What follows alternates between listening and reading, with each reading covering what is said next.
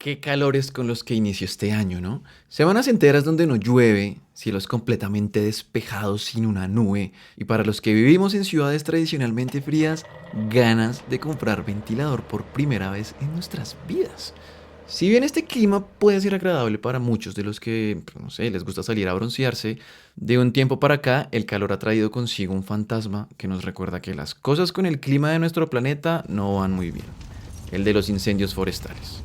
Y no es paranoia. En el 2019 vimos arder a la Amazonía brasileña. A inicios del 2020 se quemó media Australia, en el 2022 hubo más de 7.000 incendios en California y ahora muchos colombianos y colombianas y chilenos y chilenas nos toca sentir el olor a humo y el ardor en nuestros ojos, como si las llamas demandaran nuestra atención.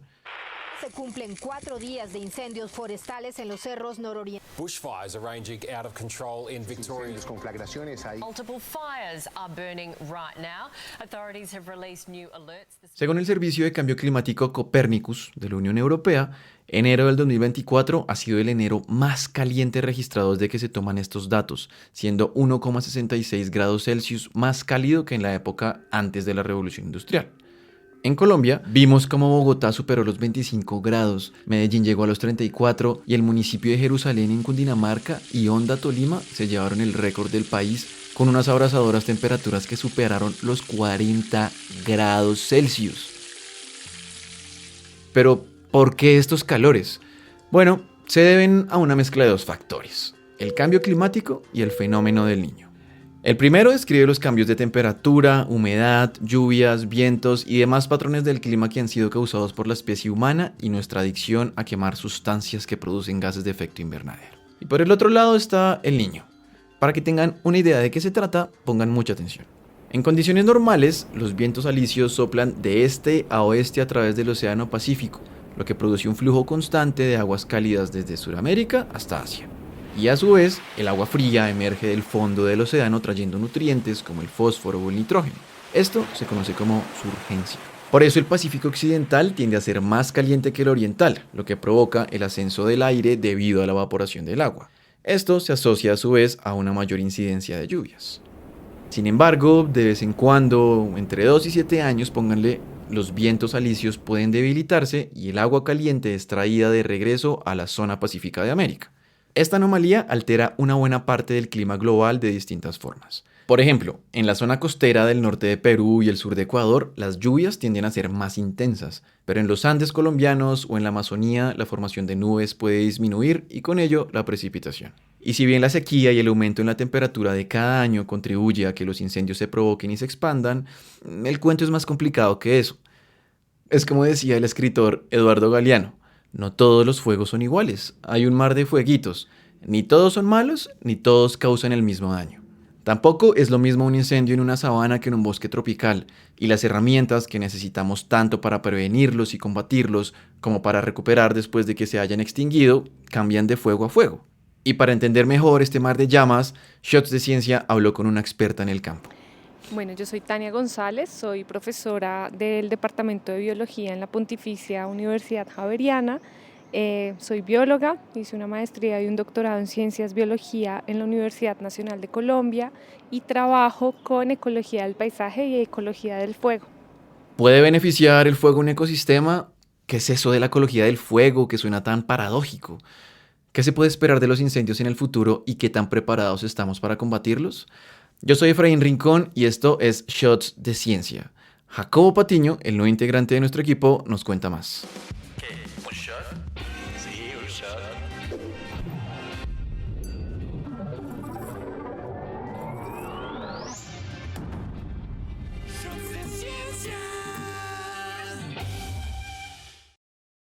El fuego ha existido en la naturaleza desde mucho antes de que llegáramos los humanos. Cada tanto, un volcán hacía erupción y prendía en llamas todo lo que su lava tocara. O un rayo podía partir un árbol por la mitad y dejarlo convertido en un tronco humeante, con brasas capaces de quemar un bosque entero. Pero desde que nuestra especie empezó a emplear y eventualmente dominar el fuego, este se ha ido volviendo más y más frecuente en el paisaje. Aunque bueno, decir que dominamos el fuego en días como estos se oye ridículo. Los incendios es una perturbación que ocurre de manera natural, por ejemplo, cuando hay tormentas eléctricas, pero más del 95% de los casos de los incendios a nivel mundial ocurren a causa del hombre. Para prender un fuego usted necesita 3 cosas: combustible como madera, gasolina, carbón u hojarasca, oxígeno que alimente la reacción y algo que se llama fuente de ignición, o sea, el rayo, la lava o, como muchas veces, una persona que bota una colilla de cigarrillo en el bosque o deja una fogata mal apagada. Cualquier cosa que pueda llevar al combustible a su temperatura de ignición, la temperatura cuando de hecho se prende.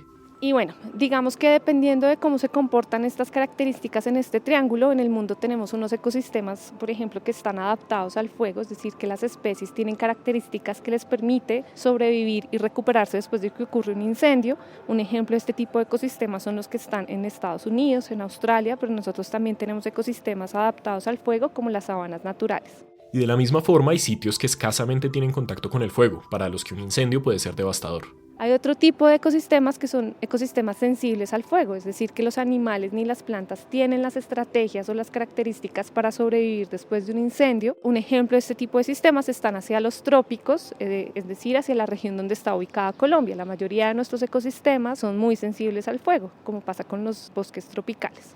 Entonces, dependiendo como de esto, el fuego puede ser beneficioso o puede ser perjudicial. Estas relaciones entre el fuego y los seres vivos, al igual que todo lo que ocurre con un ecosistema antes, durante y después de un incendio, es, a grandes rasgos, lo que estudia la ecología del fuego. Pero, ¿cómo es eso de que el fuego puede ser beneficioso también? En estos ecosistemas, ya por el otro lado, los ecosistemas que son adaptados al fuego, el fuego puede ser beneficioso porque, por ejemplo, puede ayudar a que las semillas que están durmiendo salgan de ese estado de estar durmiendo y rebroten y digamos que haya como nuevos individuos, recambios de especies, etc.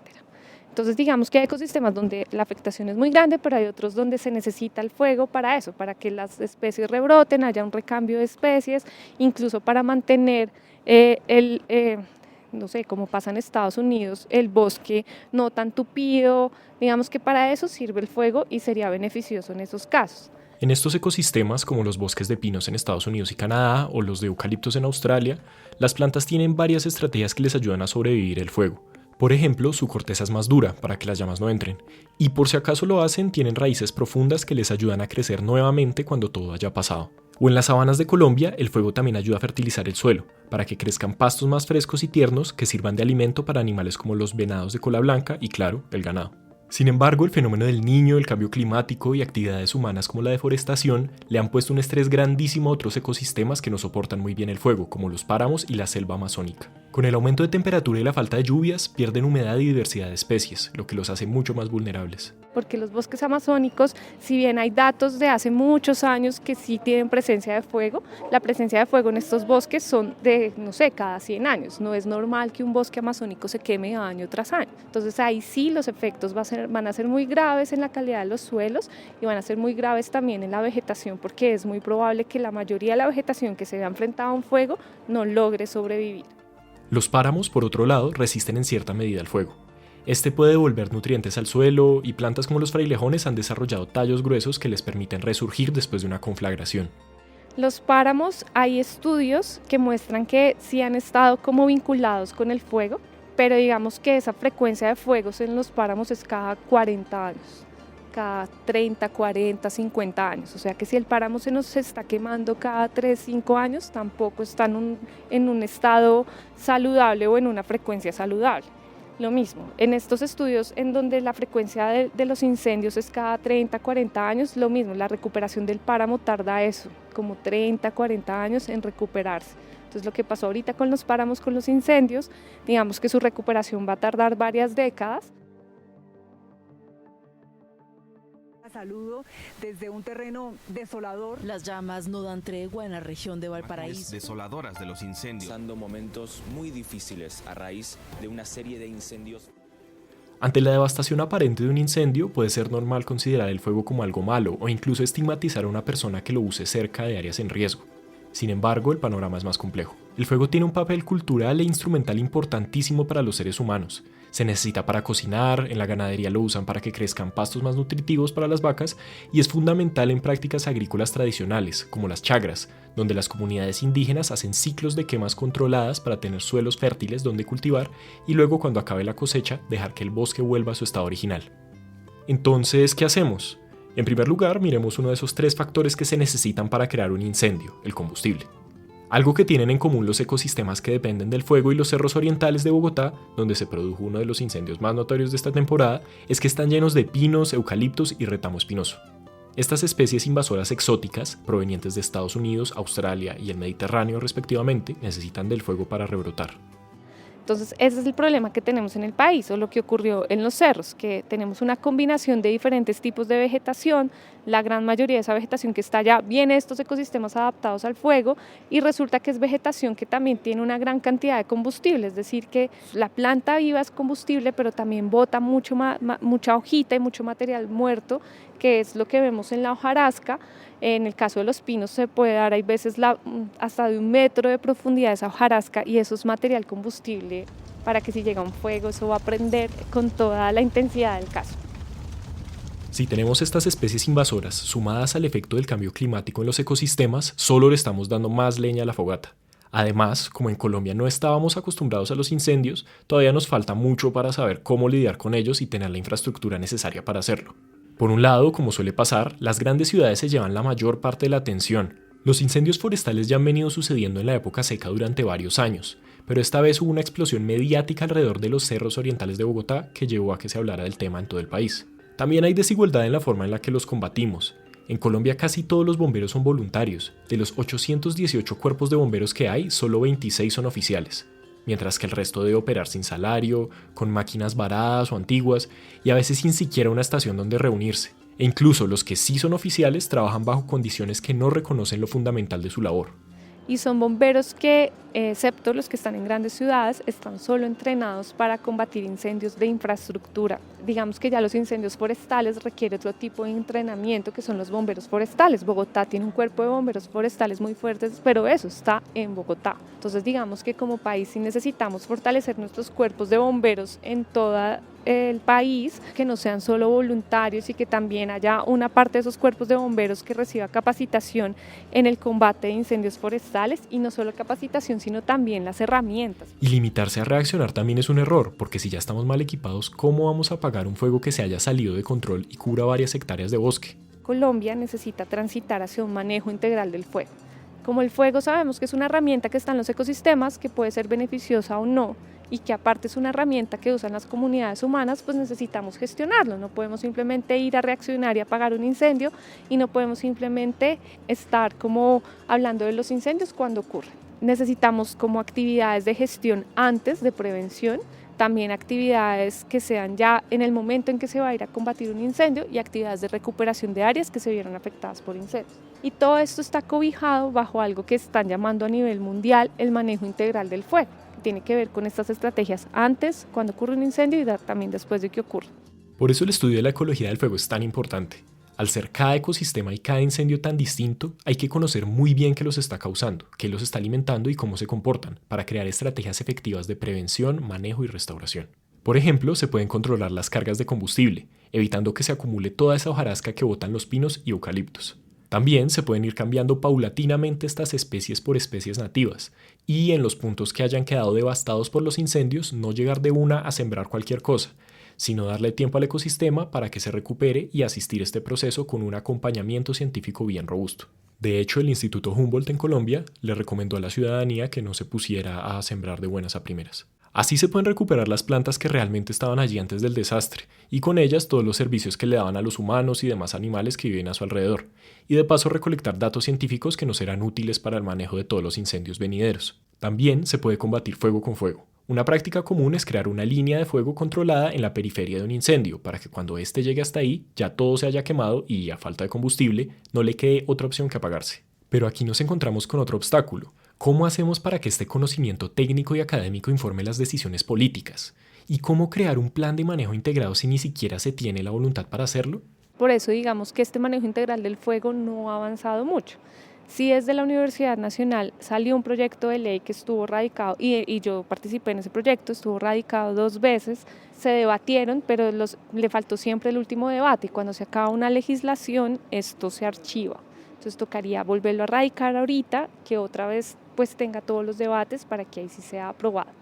Es un proyecto hasta ahora que busca eso, como que se tenga en cuenta que tenemos que tener actividades de prevención, de manejo y de recuperación de áreas, y es un proyecto que necesitaría más trabajo para después ir sacando a detalle ciertos componentes en diferentes leyes o en diferentes procesos legislativos. Solo porque ya se hayan apagado los cerros orientales y con eso la discusión sobre los incendios haya pasado a un segundo plano, no significa que podamos relajarnos y hacer como si el país no hubiera estado en emergencia hace apenas unas semanas. Se prevé que el fenómeno del Niño siga hasta mayo del 2024 y regiones como la Amazonía y la Orinoquía siguen en alerta. Según la Fundación para la Conservación y el Desarrollo Sostenible, en los primeros 30 días del año los departamentos de Vichada, Meta, Caquetá y Putumayo tuvieron el 59% de las alertas de incendio en todo el país, algo que no es sorprendente cuando vemos que también son los departamentos con las tasas más altas de deforestación en los últimos años. Los incendios en la Amazonía sí están muy relacionados con la deforestación. Entonces, es solo el hecho de gestionar la deforestación de cierta forma y que no sea más importante tener tierras para la agricultura y para otras actividades que hacemos como humanos, ya estaríamos contribuyendo a que la Amazonía no se nos queme tan frecuentemente. Y no solo la deforestación, también la construcción de infraestructura. O por ejemplo, si se hace una carretera en el bosque amazónico, ya esas carreteras empiezan a ser esas vías conductoras de incendios forestales. Todos los modelos de cambio climático apuntan a que, incluso si hacemos cambios drásticos en nuestro sistema y reducimos las emisiones, las cosas se van a poner difíciles antes de mejorar. Por eso es prudente planear para un escenario en el que los fuegos se sigan haciendo más frecuentes. No obstante, tampoco hay que caer en el pánico. Hay que recordar ese mar de fueguitos. No todos los fuegos son malos. Algunos son esenciales para sobrevivir, hay otros que revitalizan ecosistemas, hacen parte de prácticas culturales importantes e incluso hay unos que sirven para apagar incendios. Conocer el rol que tiene el fuego en la naturaleza y en nuestras vidas es el primer paso para gestionarlo de una manera integral y que ojalá los páramos conserven sus frailejones, las selvas sus árboles milenarios y todos los cerros, no solo los de Bogotá, se mantengan verdes y frondosos, aptos para sostener vida. Mucho gusto, soy Jacobo Patiño. Si le gusta lo que hacemos, puede compartir este episodio y apoyarnos a través de Patreon o Mercado Pago. Los enlaces los encuentra en la descripción de este episodio. También puede seguirnos en redes sociales, contarnos qué les pareció y sobre qué temas les gustaría que hablemos. Nos vemos en la próxima.